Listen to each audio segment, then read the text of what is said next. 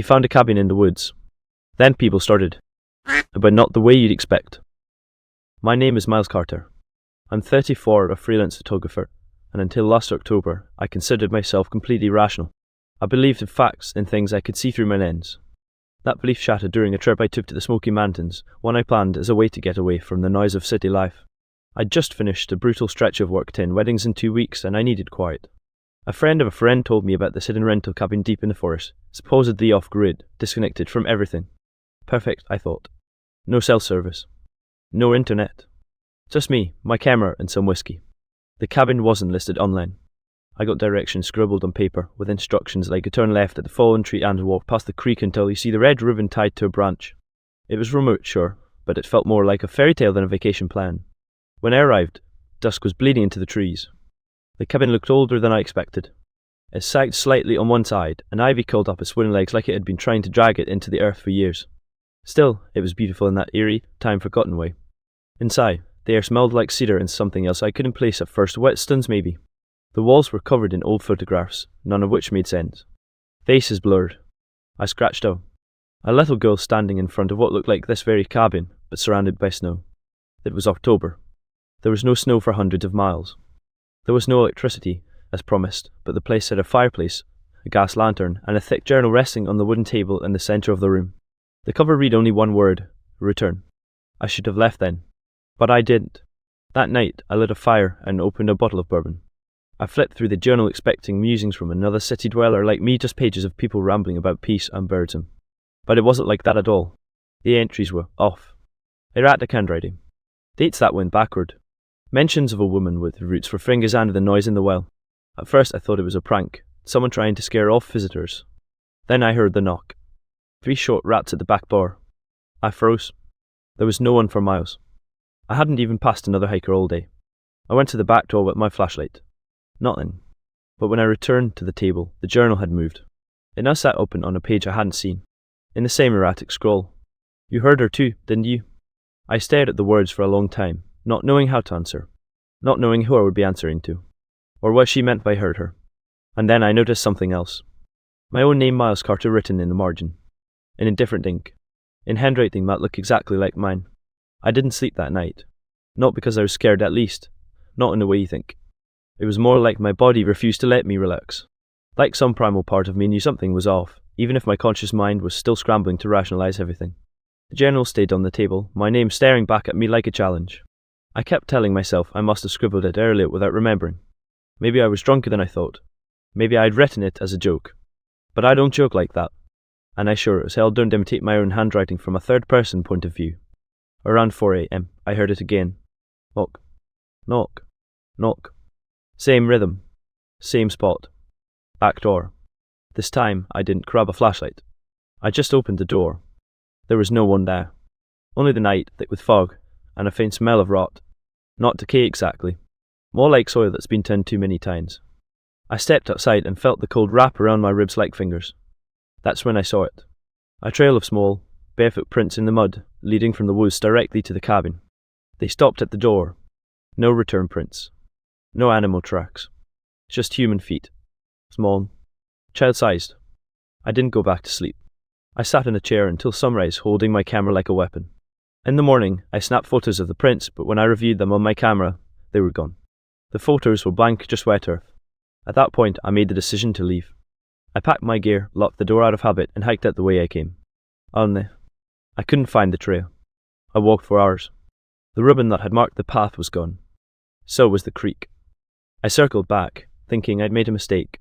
That's when I saw the cabin again. But it looked different. Older. More decayed. The ivy had spread like a rash, swallowing one of the windows entirely.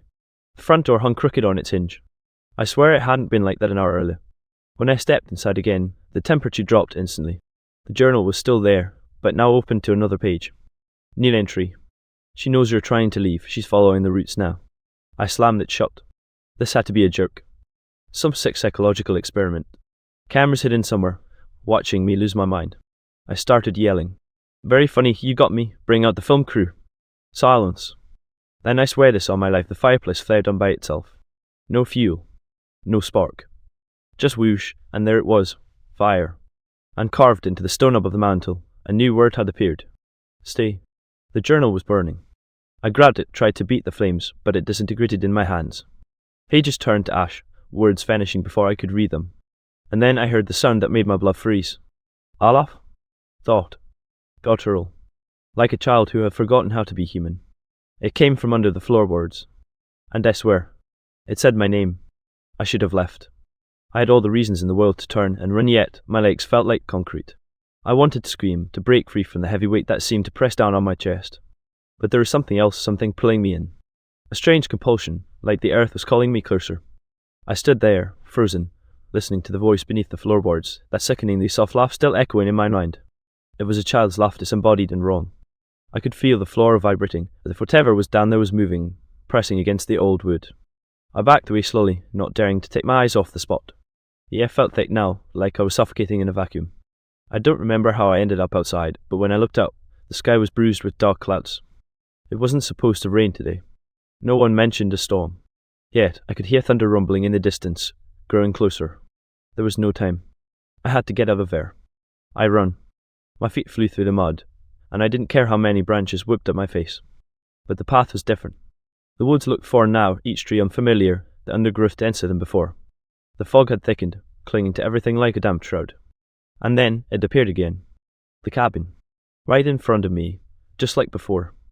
Older, but this time there was something else. A dark shape in the window. No, not a shape of face. A little girl. Her wide eyes stared at me, her mouth stretched into an unnatural grin. Her lips were cracked and dry, as though she hadn't smiled in years.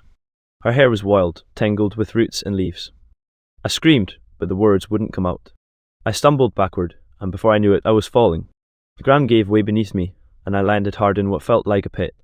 Mud and leaves caked on my skin as I tried to push myself up, but something pulled me back down. Roots.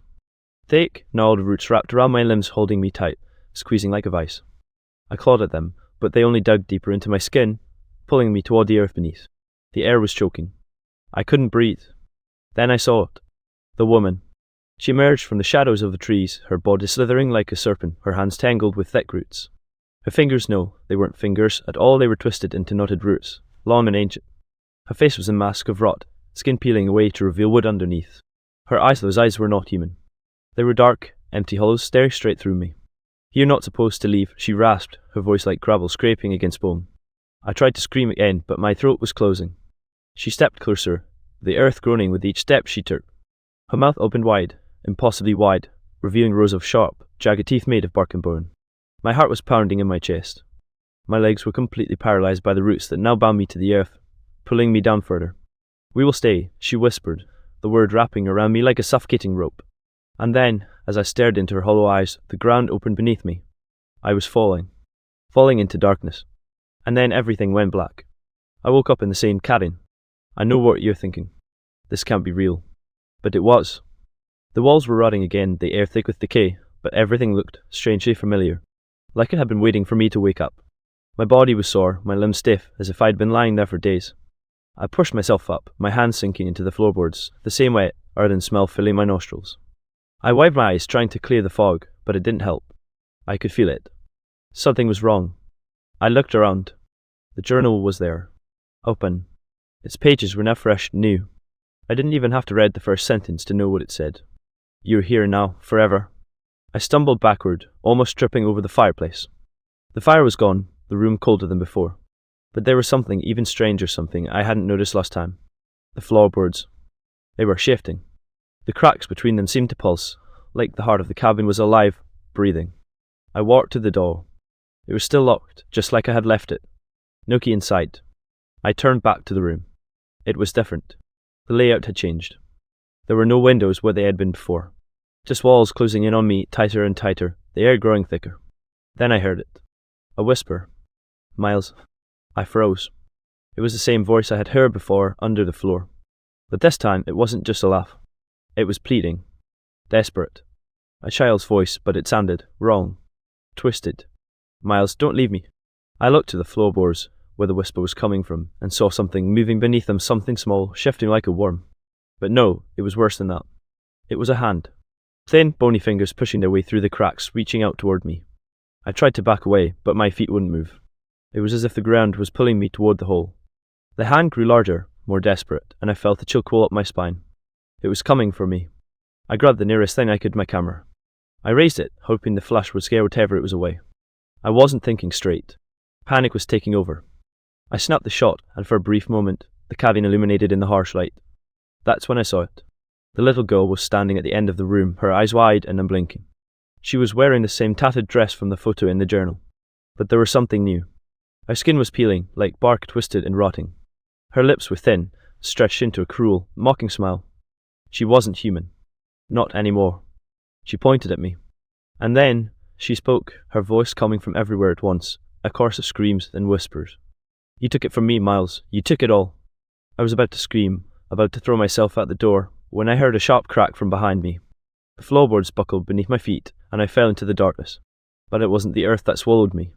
It was the roots. They wrapped around my body, pulling me down again, deeper this time, deeper than I'd ever been. I tried to fight, to claw my way out, but I was sinking, drowning in the blackness. Miles. It was her again. The woman. But this time, it wasn't just her voice. There was something else, something older, deeper, rooted in the very soil beneath me. Something that wasn't just in the cabin. It was in the land. In the mountains. In the trees. "You never leave," she whispered. The roots dragged me further down, and I realized, with a sickening clarity, that I was no longer in the cabin. I was in the earth itself. I wasn't supposed to be here. But here I was tangled in the roots, sinking deeper into the soil. The earth was swallowing me whole, the weight of it pressing down on my chest until I could barely breathe. It wasn't like anything I had ever felt before. It wasn't just dirt and leaves. It was alive. I could feel it pulsing, like a heart, like the beating of something ancient. The roots held me tight, their tendrils digging into my skin, pulling me into the darkness. I screamed, but my voice was swallowed by the ground itself, absorbed by the earth as though it had always been part of it. "Miles," the voice came again. It wasn't just the woman's voice anymore. It was joined by others. Hundreds of voices, whispering from all directions, from the trees, from the ground, from the walls of the cabin I had tried to escape. Their words were gobbled, a jumble of anger, sorrow, and longing, but there was one thing they all had in common. They were all calling my name. And then I understood. I wasn't the first. I wasn't even close. This place, it wasn't just some abandoned cabin. It was something older, something that had existed long before I stumbled upon it. The roots weren't just roots. They were the vessels of something much darker. Something that fed on people, on their fear, on their pain. And I had walked right into its grasp.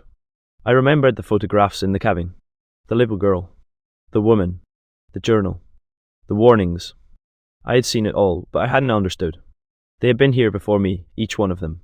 People who had come, thinking they were alone in the woods, hoping to find peace or solitude. But the cabin, it was a trap. And I was the next sacrifice. The roots tightened around me, and I could feel my body going numb. My mind, too. My thoughts were slipping away, fading like the light at dusk, but there was one thought that burned through it all, one thought that I couldn't shake. I have to get out. I couldn't explain it, but I knew. Somehow I had to escape. Not just for me, but for everyone who had come before. For everyone who was still out there, trapped in the same twisted cycle I was in. I focused on the pain, on the pressure of the roots, the way they dug into my body, and I willed myself to fight. I could feel the earth shifting around me, pulling me deeper, but I refused to give in. In the distance, I heard the sound of cracking wood. A door opening. I could barely hear it over the rush of blood in my ears, but I recognized it immediately. The door to the cabin. The voices grew louder, sharper. The woman's laugh joined in, a twisted chorus of malicious glee. But now, something new happened. I heard footsteps. Eddie. Slow. Unhurried. I couldn't see her. I didn't want to. But I could feel her coming closer, could feel the weight of her presence pressing against me from all sides. The earth around me seemed to shudder. "Do you think you can leave?" she whispered. Her voice was soft, but it had the power of the earth itself in it. "You are ours now." I was in the ground. I was nothing but soil and roots. I was part of it, and there was no escape. But then I felt it. A shift. The roots loosened. I wasn't sure why. I didn't understand it, but in that moment I knew I had a choice. A fleeting moment of freedom. I pushed. I kicked. I fought with everything I had left. The roots resisted, but they were weaker now. Something was breaking. Something was changing. I pulled myself free. The ground shuddered again, and I felt something crack deep beneath me. But I didn't stop. I kept pushing, kept crawling, until my hands found solid ground. And then, finally, I broke through. I was out. I gasped for air, the cold night wind rushing into my lungs like I had been starved of it for years. I was lying in the mud, the roots still trailing behind me like they wanted to pull me back, but I was free. At least I thought I was. I looked around, realizing too late that I hadn't escaped. Not really. The cabin was still there, sitting in front of me, as if it had never left. And standing in the doorway, waiting for me, was the woman. Her grin was wider now, and this time I knew I wasn't alone. I should have kept running, but something about the woman's grin kept me rooted to the spot. I couldn't look away, even as my pulse raced and my breath came in ragged gasps. The world around me was spinning, the night air thick with the smell of damp earth and decay. But she was all I could see. Her face was still rotting, her skin stretched and warped in places, but her eyes, those hollow, empty eyes, had something new in them now. They weren't just voids anymore. They were full of something. Hunger. "Why are you still here?" I asked, my voice trembling, barely above a whisper. The woman didn't answer. She just stared at me, her expression somehow both cold and satisfied. It was as if she knew something I didn't, something I wasn't ready to understand. "You can't leave, Miles," she said softly, her voice an unsettling mix of seduction and command. "You belong here, just like the rest of them." I tried to speak, to protest, but my throat tightened as if the very air was closing in on me. The roots, they weren't just in the ground, they were inside me, wrapping around my chest, squeezing my heart, controlling my thoughts. I wanted to scream, but it wouldn't come. I turned, desperate to escape, to find anything, any way out of this nightmare, but when I looked back at the cabin, the trees, the ground beneath my feet, everything was the same. The world was folding in on itself, trapping me in a loop. "I don't belong here." I yelled, but the words felt hollow or empty. "I'm not one of you." The woman's laugh cut through the air like a blade. It wasn't the laugh of someone who was mocking me. No, it was worse. It was a laugh of someone who was welcoming me. "You don't choose, Miles," she whispered. "You never choose, the forest chooses." Suddenly, the ground beneath me shifted. The earth cracked open, and I fell again, but this time, it wasn't the same. I didn't fall into the dirt, into the roots. Instead, I was falling into darkness. I couldn't see anything. No trees. No cabin. Just an endless, suffocating blackness that consumed everything. There was no sound, no light. I didn't know how much time passed. Minutes? Hours? Days? But then I heard it, the voice again, distant, echoing through the void. "Do you understand now, Miles?" It was the woman's voice, but it was different. Deeper. Older. More powerful. "You never leave, you are part of the roots now." And then, the ground beneath me shifted once more.